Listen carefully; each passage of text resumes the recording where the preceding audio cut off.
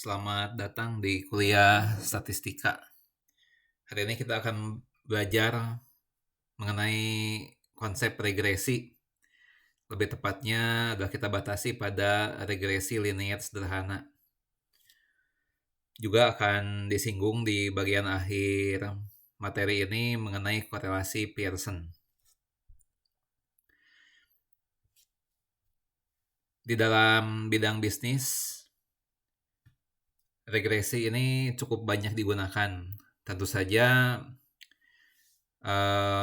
di dalam praktik penelitian bisnis, regresi yang digunakan regresi yang cukup kompleks ya, yang cukup rumit. Tapi sebagai pelajaran pendahuluan, kita batasi pada regresi yang sangat sederhana.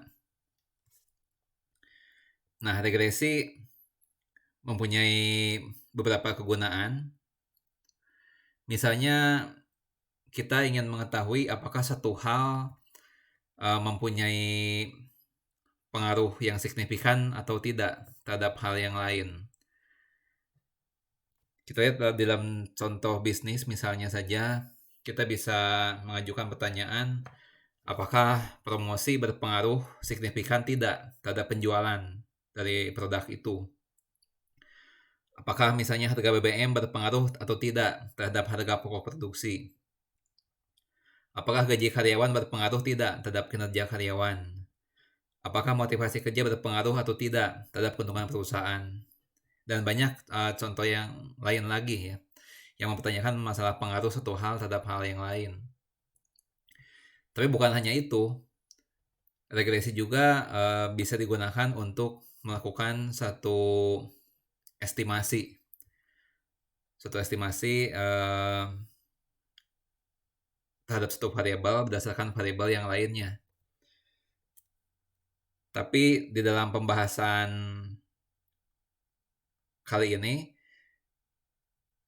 dibatasi pada menjawab pertanyaan apakah satu hal berpengaruh atau tidak terhadap hal yang lain. Nah, regresi diperkenalkan oleh Francis Galton.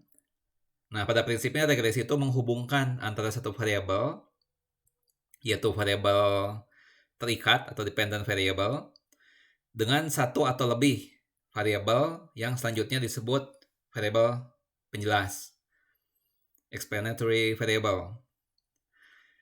Nah, gambaran umum mengenai regresi itu saya kutip dari suatu buku karangan Gujarati, judulnya Basic Econometrics. Nah, ini buku yang sangat banyak digunakan sebagai referensi di dalam mempelajari regresi ya. Nah, seperti yang dikemukakan oleh Gujarati, analisis regresi itu berkenaan dengan studi mengenai ketergantungan satu variabel, yaitu variabel terikat, pada satu atau lebih variabel yang disebut dengan variabel penjelas, dengan tujuan untuk melakukan penaksiran dan atau peramalan mengenai rata-rata populasi dari variabel yang terikat berdasarkan nilai-nilai variabel yang diketahui, nilai-nilai variabel penjelas yang diketahui. Nah, itu adalah pernyataan dari Gujarati seperti itu. Tapi kita fokusnya bukan ke mengestimasi atau meramalkan rata-rata populasi, namun di sini lebih ditekankan pada memeriksa apakah ada atau tidak hubungan antara satu variabel terhadap variabel yang lain.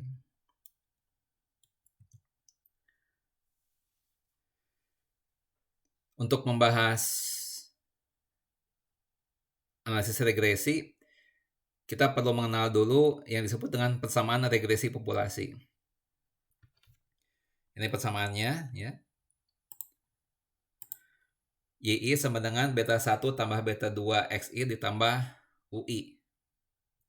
Nah, di sini Y-nya itu sebagai variabel terikat. Ya.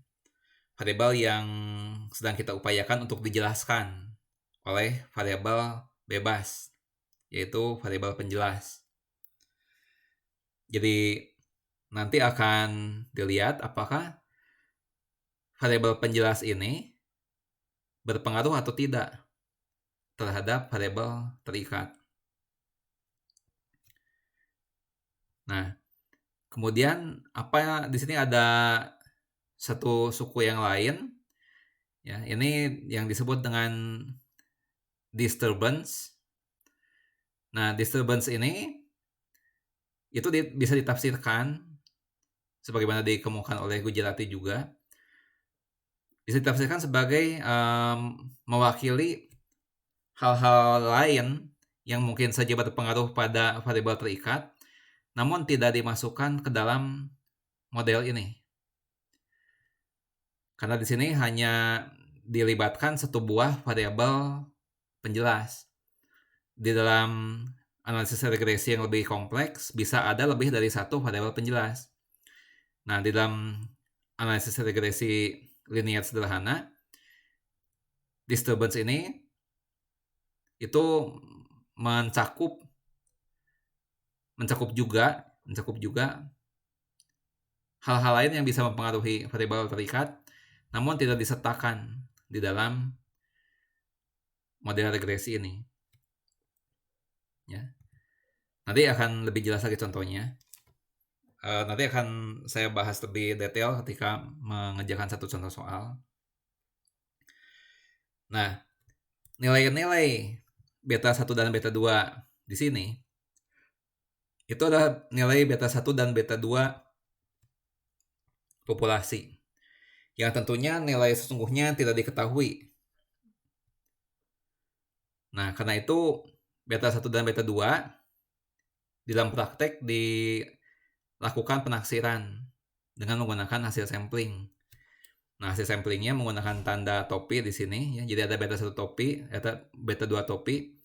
Nah, beta 2 topi ini adalah taksiran untuk beta 2, sedangkan beta 1 topi adalah taksiran untuk beta 1.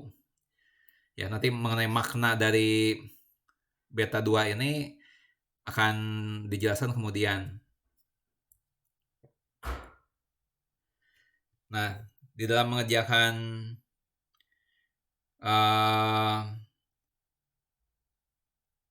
analisis regresi, ada beberapa asumsi yang perlu dipenuhi. Yang pertama, hubungan antara variabel terikat dan variabel penjelas bersifat linear. Nah, kita tahu kalau di dalam matematika antara dua buah variabel itu hubungannya bisa aneka ragam. Bisa hubungannya misalnya linear, bisa hubungannya kuadratis, bisa hubungannya pangkat 3, bisa hubungannya logaritmik atau hubungannya eksponensial dan sebagainya, ya. Nah, di dalam pembahasan kali ini dianggap kedua variabel yang kita amati itu mempunyai hubungan yang linear. Nah, kemudian untuk setiap nilai variabel penjelas yang diberikan, rata-rata dari disturbance itu bernilai 0. Ingat bahwa disturbance ini merupakan variabel acak, sehingga dia mempunyai rata-rata dan variansi dan simpangan baku. Nah, di sini di dalam analisis regresi linear sederhana ini, untuk menerapkannya harus dipenuhi kriteria ini, rata-rata disturbance itu bernilai 0. Kemudian untuk setiap XI yang diberikan, ya, untuk setiap nilai variabel penjelas yang diberikan, variansi dari disturbance itu harus konstan. Ini dinamakan syarat homoskedastisitas. Kemudian tidak ada autokorelasi antara dua disturbance, ya, yang terkait dengan dua variabel penjelas yang berlainan, ya. Kemudian yang kelima, model regresi terspesifikasi dengan benar.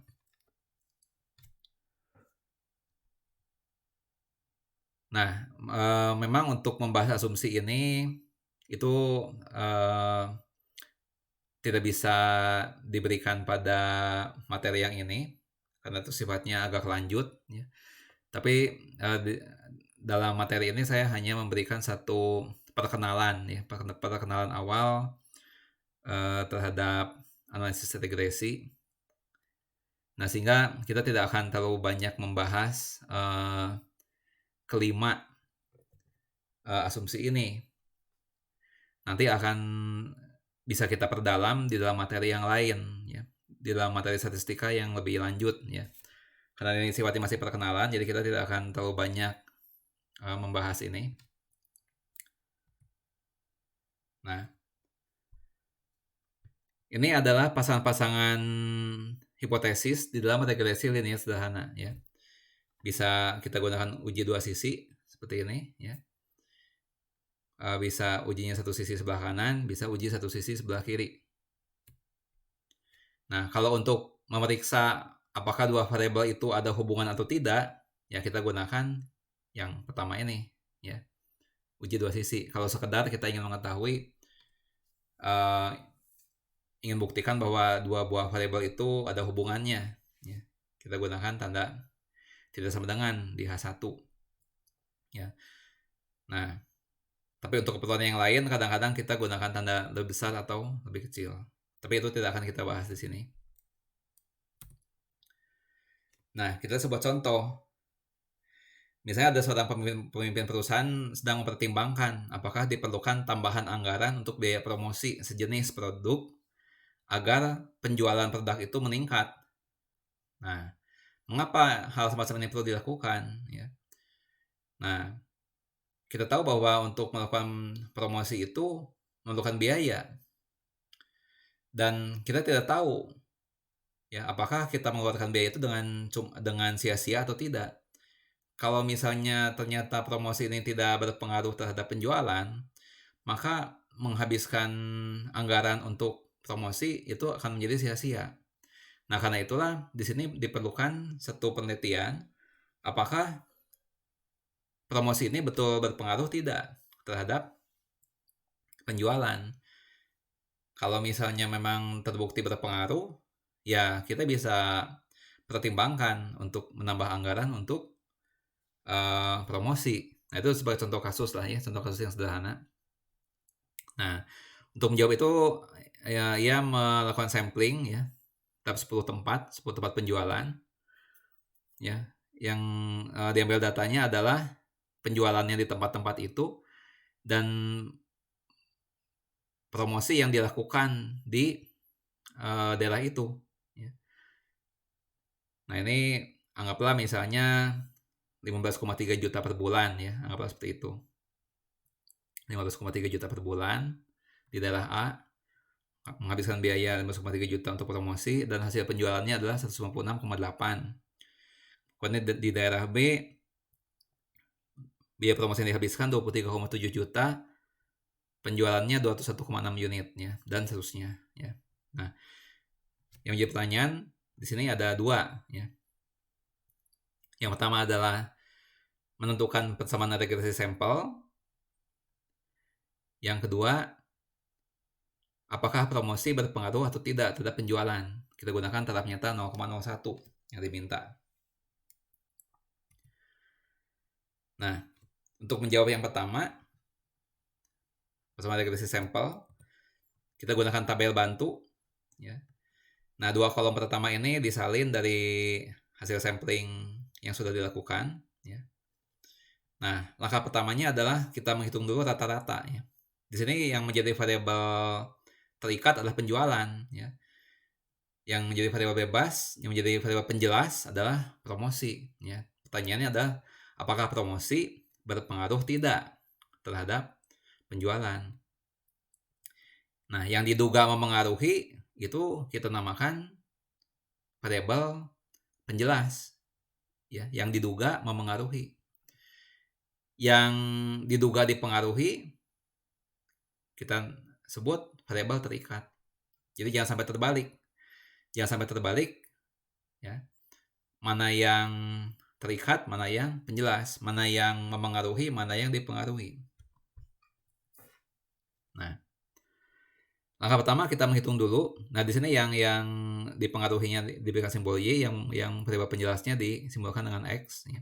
Nah, pertama kali kita hitung dulu rata-ratanya, ya. Rata-rata dari Y berapa, ya, yaitu kita jumlahkan ini semua, dapat 2074,70, ya. Dibagi banyaknya data 10, menghasilkan 207,47. Kemudian juga kita rata-ratakan promosi, ya, kita jumlahkan 10 angka ini, menghasilkan 240,2 dibagi 10, menghasilkan 24,02. Nah, kemudian setelah itu kita berpindah ke kolom berikutnya. Perhatikan di sini ada kolom XI kecil,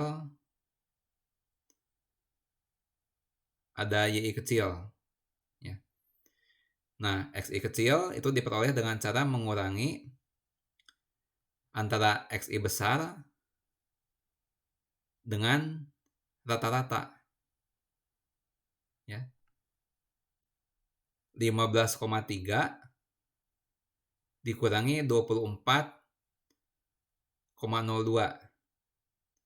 menghasilkan 8,72. Kemudian 23,7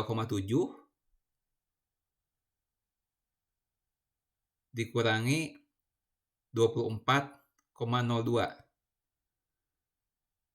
menghasilkan 0,32. Kemudian 10,9 dikurangi 24,02 menghasilkan negatif 13,12. Kemudian 20,1 dikurangi 24,02 menghasilkan negatif 3,92. Kemudian 29,1 dikurangi 24,02 menghasilkan 5,08 dan seterusnya. Kemudian YI kecil, ya, itu diperoleh dengan cara mengurangi YI besar dikurangi rata-rata, ya. Sebagai contoh, 156,8 dikurangi 207,47 menghasilkan negatif 50,67. Kemudian 201,6 dikurangi 207,47 menghasilkan negatif 5,87 dan seterusnya. Nah, kemudian kolom berikutnya adalah kita kuadratkan masing-masing nilai XI kecil ini, ya. Dapat min 8,72 dipangkat 2, 76,04. Kemudian negatif 0,32 dipangkat 2 menghasilkan 0,1. Dan seterusnya. Kemudian XI kecil dikalikan YI kecil, negatif 8,72 dikali negatif 50,67 menghasilkan 441,84.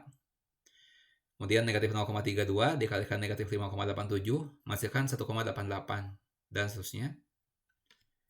Kemudian kolom berikutnya YI kuadrat, YI kecil kuadrat min 50,67 dipangkat 2 menghasilkan 2567,45. Kemudian negatif 5,87 dipangkat 2 34,46 dan seterusnya. Kemudian 3 kolom terakhir ini dijumlah, ya. Ini menghasilkan sigma XI kuadrat, ini sigma XI YI, ini sigma YI kuadrat, ya. Nah, kemudian untuk hitung beta 2 kita gunakan rumus ini, ya, rumus untuk beta 2 topi itu sigma XI YI dibagi sigma XI kuadrat, ya. Sigma XI YI yang ini 4513,68 dibagi sigma XI kuadrat 698,86, kira-kira 6,46. Kemudian beta 1 topi rumusnya adalah sama dengan rata-rata Y dikurangi beta 2 topi dikali rata-rata X.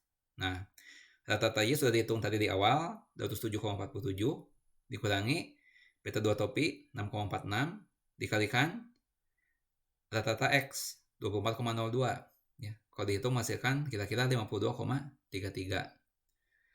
Nah, kemudian kita masukkan ke dalam rumus fungsi regresi sampel ya.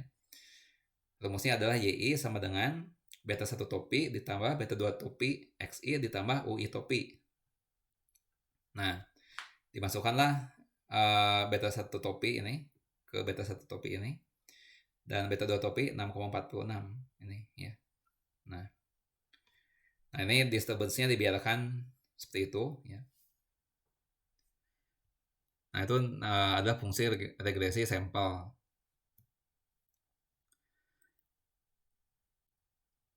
Nah, berikutnya adalah menjawab pertanyaan apakah promosi berpengaruh tidak terhadap penjualan ya. Nah, H0 H1-nya seperti ini. Hipotesis nolnya beta 2 sama dengan 0. Apa maksudnya beta 2 sama dengan 0? Beta 2 sama dengan 0 ini mengandung pengertian dalam hal ini adalah promosi tidak berpengaruh terhadap penjualan ya. Jadi beta 2 sama dengan 0 dalam kasus ini berarti promosi tidak berpengaruh terhadap penjualan.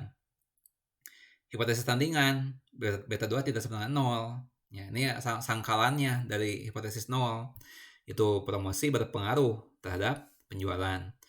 Kemudian alfanya 0,01 sebagaimana tadi diberikan dalam soal, alfanya 0,01. Kemudian statistik ujinya adalah T. Nah, ini rumus untuk statistik uji untuk regresi linear sederhana ya. Yaitu beta 2 topi dikurangi beta 0 dibagi standard error beta 2 topi ya. Dan digit kebebasan yang digunakan ya adalah N-2. N itu adalah banyaknya sampel, tadi ada 10 pasang. 10 dikurangi 2 jadi 8. Ya. Nah, kemudian daerah kritis ya. Daerah kritisnya adalah T kurang dari negatif 3,355 atau T lebih dari 3,355 ya. Dapat dari mana? Angka ini diperoleh dari tabel T ya. Nah, karena ini ujinya dua sisi, maka alfanya dibagi 2 ya. Alfa dibagi 2 menjadi 0,005. Kemudian degree of freedom-nya 8. Nah, kita lihat di tabel T ya dengan luas ekor 0,005 dan degree kebebasan 8. Kita lihat tabelnya.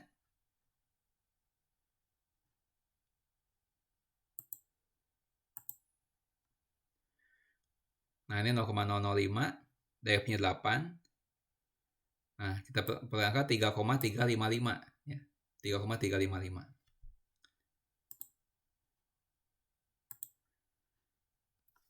Nah, kemudian hasil samplingnya T sama dengan 3,659. Nah, dapat dari mana ini ya? Nanti di slide berikutnya akan diuraikan bagaimana mendapatkan nilai T ini ya. Tentu saja dengan menggunakan rumus ini. Berarti kita harus tahu berapa standar error dari beta 2 topi ya. Kalau beta 2 topi tadi sudah diperoleh kan? Beta 2 topi tadi 6,46. Beta 0 ini adalah 0. Ini ya. Kemudian standard error ini yang dicari nanti ya. Nanti kita lihat bagaimana cara mengerjakannya. Kita lihat slide perhitungannya dulu. Nah, ini tabel yang tadi saya salin kembali. Nah, ini rangkaian cara untuk menghitung nilai T ya. Kita awali dulu dengan menghitung sigma UI topi kuadrat ya. Nah, ini rumusnya ya. Itu sigma Y kuadrat dikurangi kuadrat dari sigma XY dibagi sigma XI kuadrat ya. Sigma Y kuadrat yang ini 46571,44 ya. Nah, ini dikurangi dengan kuadrat dari sigma XY. Sigma XY adalah 45113,68 ya. Ini dipangkat 2, kemudian dibagi sigma XI kuadrat. Sigma XI kuadrat adalah 698,86. Diperoleh hasil kira-kira 17.419,12. Nah, setelah itu kita hitung taksiran dari simpanan baku ya. Ini ada sigma topi, itu taksiran untuk simpanan baku. Itu adalah akar, rumusnya akar sigma UI topi kuadrat dibagi N-2 ya. Sigma UI topi kuadrat adalah ini tadi yang diperoleh tadi ya. 17.419,12 dibagi N-2, N-nya 10 ya, karena ada 10 pasang data tadi. 10 dikurangi 2. Nah, diperoleh hasil kira-kira 46,66. Kemudian standard error beta 2 topi ya. Rumusnya adalah silangan baku dibagi akar sigma xi kuadrat. Namun nilai sigma itu tidak diketahui ya. Ini adalah silangan baku populasi, tidak diketahui. Nah, tapi nilai ini ditaksir ya, ditaksir menggunakan sigma topi. Ya, sehingga ini digunakan tanda mendekati ya. 46,66 dibagi akar 698,86 ya. Sigma xi kuadrat adalah 698,86. Menghasilkan 1,77. Nah, baru kemudian diperoleh nilai T ya. Nah, kita substitusikan beta 2 topi tadi sudah diperoleh 6,646, beta 0-nya 0 dibagi standard error-nya 1,77. Kira-kira 3,659. Nah, 3,659 ternyata melebihi dari 3,355, sedangkan ini adalah daerah kritisnya, sehingga kita menolak hipotesis 0. Kita simpulkan bahwa promosi berpengaruh signifikan terhadap penjualan. Nah, berarti pertanyaan ini sudah terjawab ya, apakah promosi berpengaruh terhadap penjualan. Nah, sekarang diperkenalkan juga ukuran kebaikan sesuai, goodness of fit ya. Nah, intinya di sini goodness of fit measure ini mengukur apakah model yang tadi digunakan itu sudah cukup apakah model tersebut cukup baik atau tidak ya di dalam menjelaskan pengaruh-pengaruh tadi ya. Jadi apakah memang atau bisa dikatakan apakah model linear tadi cocok atau tidak ya untuk menjelaskan hubungan di antara promosi dengan penjualan ya. Nah, apakah hubungan linear itu cukup bagus ya untuk menggambarkan hubungan di antara promosi dengan penjualan ya. Jadi mengukur seberapa baik model itu dapat menjelaskan keterkaitan ya antara variabel terikat dengan variabel bebas ya.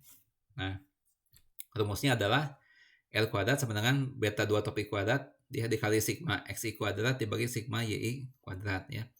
Nah, beta 2 topi sudah diperoleh tadi, sigma xi kuadrat tadi ada di tabel, sigma yi kuadrat juga ada di tabel, diperoleh hasil sekitar 0,626 ya. Nah,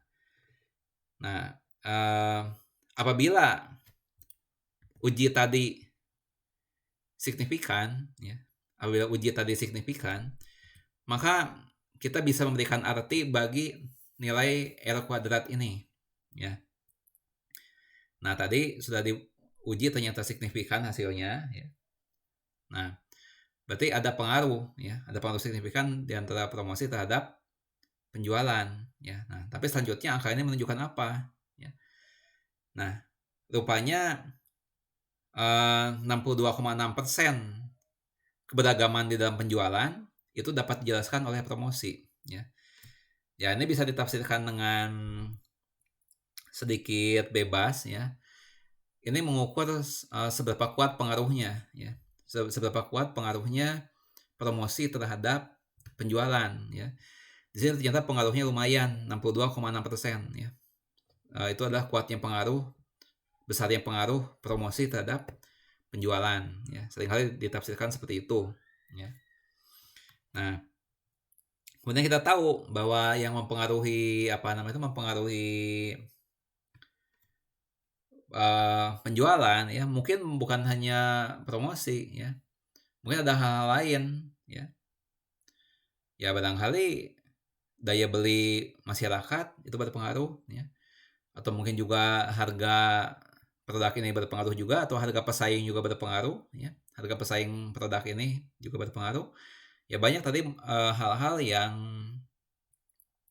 yang mungkin saja berpengaruh tapi tidak dipertimbangkan di dalam model ini. model ini hanya mempertimbangkan promosi ya sebagai yang berpengaruh ya terhadap penjualan. Nah, itulah juga yang dijelaskan oleh disturbance tadi ya. Dari tadi kan ada disturbance ya yang dinamakan dengan UI ya. Nah, itu kan itu menyatakan atau memuat ya, lebih tepatnya memuat juga variabel-variabel lain yang mungkin saja berpengaruh terhadap penjualan tapi tidak dimasukkan ke dalam model regresi ya. Nah, kalau dari contoh ini kelihatan bahwa promosi ini cukup banyak dia berpengaruhnya terhadap penjualan ya. Nah, yang 37,4% ini merupakan gabungan faktor-faktor lain ya yang mungkin berpengaruh. Ya mungkin 37,4% ini barangkali masalah pengaruh dari harga pesaing produk ini barangkali juga dari daya beli masyarakat barangkali ya atau faktor yang lain. Itu hanya 37,4% ya kontribusinya. Nah, kemudian juga sebagai kelanjutan dari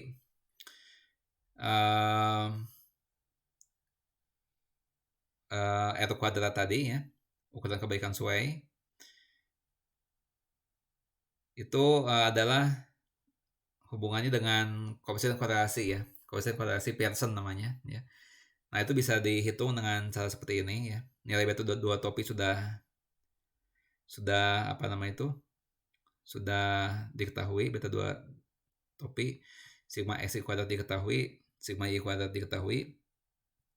Ya, sehingga kita bisa menghitung ya R ya, menghitung koefisien korelasi Pearson ya hasil sampling ya, nilai koefisien korelasi Pearson hasil sampling dengan cara mengakarkan ya. Mengakarkan koefisien determinasi R kuadrat ya. Tadi yang R kuadrat ini namanya koefisien determinasi ya. Nah, jadi R ini koefisien korelasi Pearson diperoleh dengan cara mengakarkan ya, mengakarkan koefisien determinasi R kuadrat. Ya, di sini ada dua pilihan, R ini bisa positif bisa negatif, tergantung dari beta 2 topi ya. Kalau beta 2 topi yang positif, kita gunakan tanda positif. Kalau beta 2 topi yang negatif, kita gunakan tanda negatif. Nah, di dalam contoh ini tadi beta 2 topinya positif ya. Sehingga kita gunakan tanda positif. R-nya adalah akar 0,626 ya. 0,626 ini tadi adalah koefisien determinasi R kuadrat ya. Yaitu kalau dihitung adalah 0,79 ya. Nah, apa maksudnya angka ini ya? Kalau nilai R ini semakin dekat ke 1 atau semakin dekat ke -1, maka hubungannya semakin kuat ya. Nah, nilai R itu hanya berkisar di antara -1 sampai 1. Sekecil-kecilnya -1 dan semakin besar yang sebesar-besarnya adalah 1 ya. Kalau R itu 1 ya, berarti hubungannya hubungan linear yang sempurna. Ya. Kalau R-nya negatif 1 itu hubungannya linear sempurna ya. Namun kedua variabel itu ya bergeraknya berlawanan arah ya.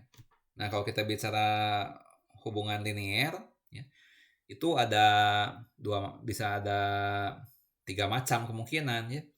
Bisa tidak ada hubungan apabila R-nya 0, bisa hubungannya positif, bisa hubungannya negatif. Ya, kalau hubungannya positif ya berarti X dan Y bergeraknya seiring. Ketika X-nya naik, Y-nya ikut naik. Ketika X-nya turun, Y-nya ikut turun. Itu berarti seiring pergerakannya. Itu kalau R-nya positif.